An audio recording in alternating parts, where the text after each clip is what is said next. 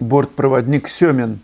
Подскажите, правда, что писание с натуры сопровождается частым и быстрым сравнением глазами? Я имею в виду, быстро это или спокойно происходит?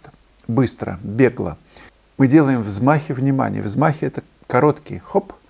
Для чего это делается? Для того, чтобы вы не успели сконцентрироваться, сфокусироваться на чем-то, на каком-то объекте, на каких-то деталях.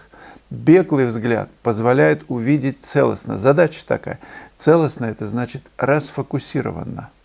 Распустить глаз, говорили передвижники. Это значит видеть большими массами, большими пятнами. Это ключевое событие. К этому нужно приноровиться. На мастер-классах, конечно, мы это быстрее делаем, чем так самостоятельно можно годы потратить. Так что включайтесь в классы, ближайшие в Гурзуфе с 1 июля по 5. Ну и в школе, конечно, в онлайн, там все это рассказывается. Много раз показывается на примерах. Так что беглый взгляд.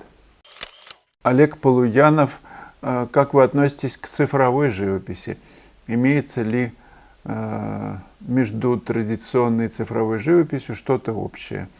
Или это разные направления искусства, ваше мнение? Хорошо отношусь, если это сделано профессионально. Что значит профессионально? Грамотно. Когда мы видим тональные отношения, когда они решены, когда это все плавает в тоне, в композиции, в цвете, Бог знает что, смотреть невозможно. Так что основа, как ты видишь. А чем ты это делаешь? Да хоть я не знаю, чем угодно. Дай любые краски, я не знаю, профессионалу, который видит тон и разбирается в композиции. Он чем угодно тебе напишет шедевр, абсолютно.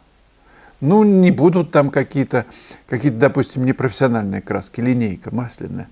Не будет замес нужный сразу, но он добьется это через другие средства, через тональные отношения. Если, например, берешь иногда ультрамарин, а он нету цвета, или кобальт какой-нибудь, в дешевых красках. Берешь с белилом, а его нет, цвета нет. Будешь решать, значит, через черное. 4 краски у Цорна было. 4. Имеются ли различия, вы спрашиваете, Олег? Различия только в мастерстве. Материал не имеет значения. Как человек видит, так он и напишет. Есть что-то внутри, значит, человек подарит любовь. Если нету, он ищет все где-то, что она придет, кто-то даст. Любовь – это значит, ты отдаешь, ты ничего не берешь.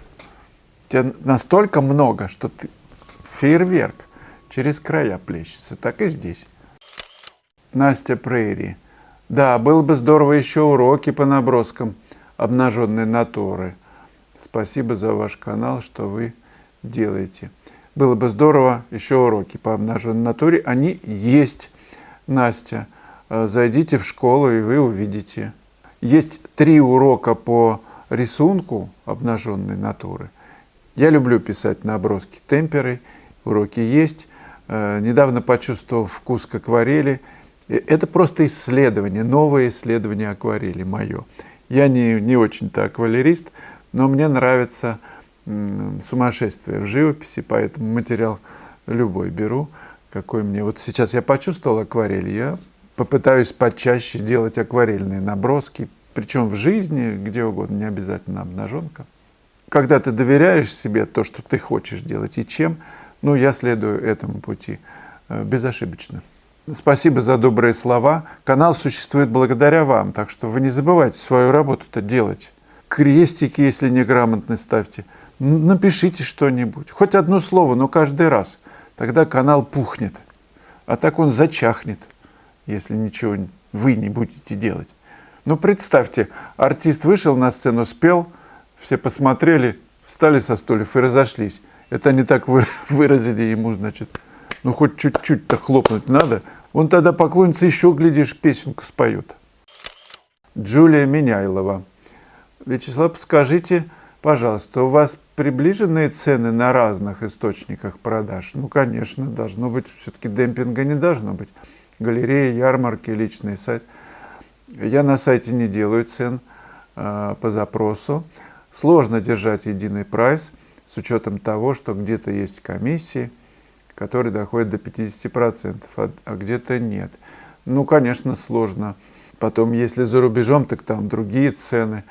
Ну, друзья мои делают так, что единые цены и в галереях, и у него в мастерской. Тогда все работает очень хорошо. Айрис Каулинс. Цель работы – наслаждение от работы в первую очередь. Это хороший подход. А потом наслаждение от плодов работы. То есть, если в процессе работы предвкушать наслаждение от ожидаемого результата, рискуем пережить сильное разочарование. Как бы себя перед чистым холстом вдохновить? Вот сейчас начнется гениальное творение. Ну, я не увидел здесь вопроса, просто такая реплика. Ну, наверное, есть некое предощущение, что ты хочешь на эту тему что-то написать. У тебя поднимается волна такая, адреналина, не знаю, как это все называется. Но, в общем, тебе очень хочется. Грядет какое-то событие. Ну, как вы понимаете, вечернее событие когда-нибудь, хотя бы раз в год бывает. И вот такая вот волна предвосхищения. Ну, а почему мы рискуем пережить сильное разочарование, предвкушая наслаждение от ожидаемого результата? Например, мы собрались по грибы. Взяли что?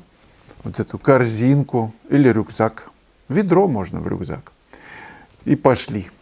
Нет грибов, например. Ну, просто нету. Ну, какое разочарование. Ты же ходишь, птички поют, любуешься, сел просто на пенек, съел пирожок. Хорошо кругом. Ты просто прогулялся. То есть ты тут же замещаешь одно событие. Но нет ожидания результатов, что я сейчас ведро грибов принесу. Ну, нету их. Кто-то раньше вышел и все собрал. И что, мы будем страдать, что ли? Наоборот, прогулялись, подышали воздухом. Ну и хорошо. Помазали кисточкой по холсту. Уже хорошо. Разминка какая-то. Все равно это исследование, путь, он продолжается, даже если работа не удалась. Ну, счистили и написали новый. Холст-то остался. Краски, конечно, жалко. До 15 июня, друзья, напомню, акция идет в 25% на 3 базовых урока. 1, 13, 28. Перспектива в пейзаже, композиция и основы целостного видения. Как художник видит. Важные вещи. Очень рекомендую. На остальные уроки 10% скидка. Заходите в школу. Давайте научимся классно писать. Пусть лучше будет качественная живопись вместо градов. Друзья, хорошая новость. Я выпустил 48-й урок в школе. Натюрморт «Букет сирени». Разные по цвету бутоны сирени на нейтральном сером фоне. При кажущейся простоте задача очень интересная и довольно сложная, потому что нам нужно научиться сравнивать тонкие отношения, нюансные, по большим пятнам. Когда глаз настроится окончательно, тогда будет все легко. И основная моя задача – вести вас к легкости в живописи, к тому, чтобы вы испытывали наслаждение, не трудности, сомнения, а наслаждение. Это достижимо. 48-й урок «Букет сирени» не пропустите.